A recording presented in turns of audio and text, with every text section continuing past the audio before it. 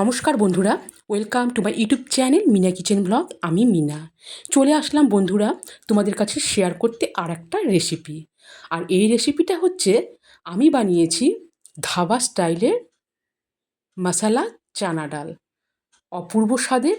আর এই চানা ডালের মধ্যে যদি ফুলকো ফুলকো লুচি না হয় তাহলে কি জমে?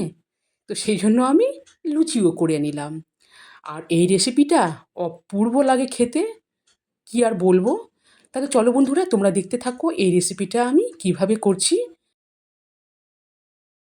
সবার প্রথমে দেখো বন্ধুরা, এখানে আমি ছোলার ডাল প্রায় 3 থেকে 4 ঘন্টা ভিজিয়ে রেখেছিলাম। এ দেখো,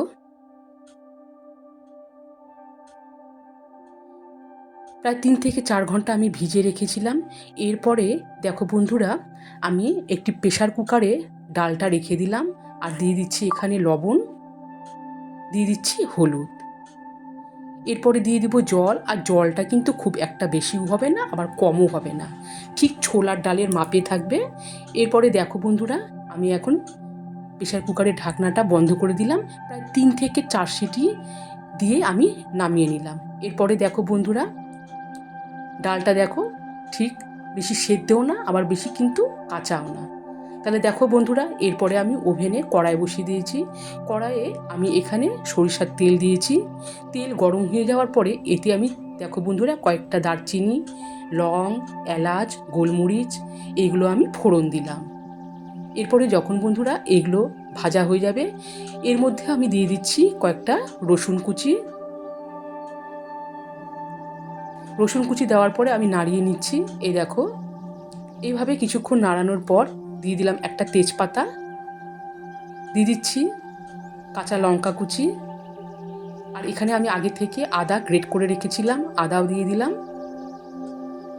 এরপরে আমি সমস্ত উপকরণ এবারে নাড়িয়ে নিচ্ছি।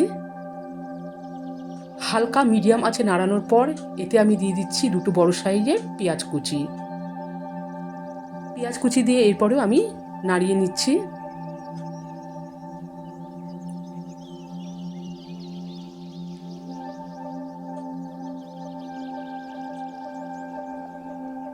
সো গাইস দেখো, আমি মিডিয়াম আছে কিছুক্ষণ নাড়ানোর পর এতে দিয়ে দিচ্ছি একটা বড় সাইজের টমেটো কুচি। টমেটো কুচি দিয়ে এরপরে আমি এখন হালকা করে নাড়িয়ে নিচ্ছি। আর এরপরে দেখো বন্ধুরা, আমি এখানে ঢাকা দিয়ে রেখে দিলাম যাতে টমেটো কুচিগুলো গলে যায়। প্রায় 5 মিনিটের মতো আমি হালকা আঁচে রেখে দিয়েছিলাম। এ দেখো বন্ধুরা, এরপরে এতে দিয়ে দিচ্ছি আমি স্বাদ অনুযায়ী লবণ, দিয়ে দিচ্ছি হলুদ, এরপরে দিয়ে দিলাম 1 চামচ জিরে গুঁড়ো, দিয়ে দিচ্ছি 1 চামচ ধনিয়া গুঁড়ো, 1 চামচ শুকনো লঙ্কার গুঁড়ো। সমস্ত কিছু উপকরণ দেওয়ার পরে এরপরে আমি এতে সামান্য পরিমাণে জল দিয়ে এখন এই মশলাগুলোকে ভালো করে কষিয়ে নিব। তো দেখো বন্ধুরা, আমি এইভাবে নাড়িয়ে নিচ্ছি। সমস্ত মশলা কষানোর পর এতে আমি দিয়ে দিচ্ছি এখন গরম মশলার গুঁড়ো, দিয়ে দিচ্ছি ধনেপাতা কুচি। ধনেপাতা কুচি দিয়ে এরপরেও আমি নাড়িয়ে নিচ্ছি। এ দেখো বন্ধুরা, কিছুক্ষণ নাড়ানোর পর এতে আমি এখন দিয়ে দিচ্ছি সেদ্ধ করা ছোলার ডাল। তো দেখো বন্ধুরা, যেহেতু আমি ছোলার ডাল সেদ্ধ করার সময় একটুখানি লবণ দিয়েছিলাম, তো লবণের পরিমাণটা তোমরা বুঝে সুঝে দিয়ে দিবে।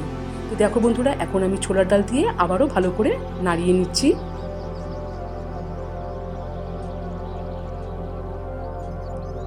সো গাইস দেখো, এভাবে কিছুক্ষণ নাড়ানোর পর এতে আমি দিয়ে দিচ্ছি, দেখো বন্ধুরা, এখানে আছে প্রেশার কুকারে যে আমি ছোলার ডাল সেদ্ধ করেছিলাম বেঁচে যাওয়া এই ছোলার জলটাই আমি দিয়ে দিচ্ছি। আর এখানে কিন্তু আমি কোনো জল আর ইউজ করছি না। তোমরা চাইলে এখানে জলও দিতে পারো, তো আমি এখানে সেই ডালের বেঁচে যাওয়া জলটাই দিয়ে দিলাম। এবারে দিয়ে আমি দেখো বন্ধুরা মিডিয়াম আছে ফুটিয়ে নিচ্ছি। তো দেখো বন্ধুরা, এটা কিন্তু একদমই এখন রেডি হয়ে গেছে এই মশালা চানা ডাল। তবে আর একটা কাজ আমার বাকি আছে। তো দেখো বন্ধুরা, এখানে আছে বাটার। আর একটা পাত্র বসিয়ে দিয়েছি ওভেনে, দিয়ে দিলাম 1 টুকরো বাটার। বাটার গলে গেলে এতে আমি দিয়ে দিব 3টা শুকনো লঙ্কা, দিয়ে দিচ্ছি গোটা জিরে,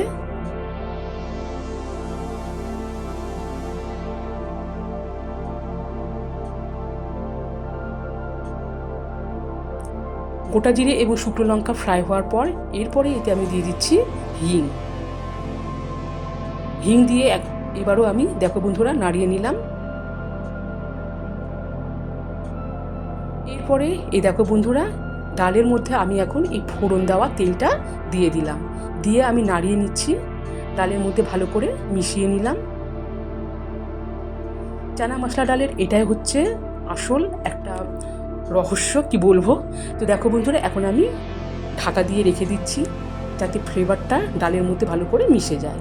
সো গাইস দেখো আমি লুচি করে আর এই চানা মশলা ডালের সাথে পরিবেশন করে নিয়ে আসলাম। অবভিয়াসলি এই ডালটা কিন্তু লুচি পরোটা সাথে দারুণ লাগবে খেতে, তোমরা বাড়িতে ট্রাই করবে। তো দেখো বন্ধুরা আমি এখন খেতে বসলাম,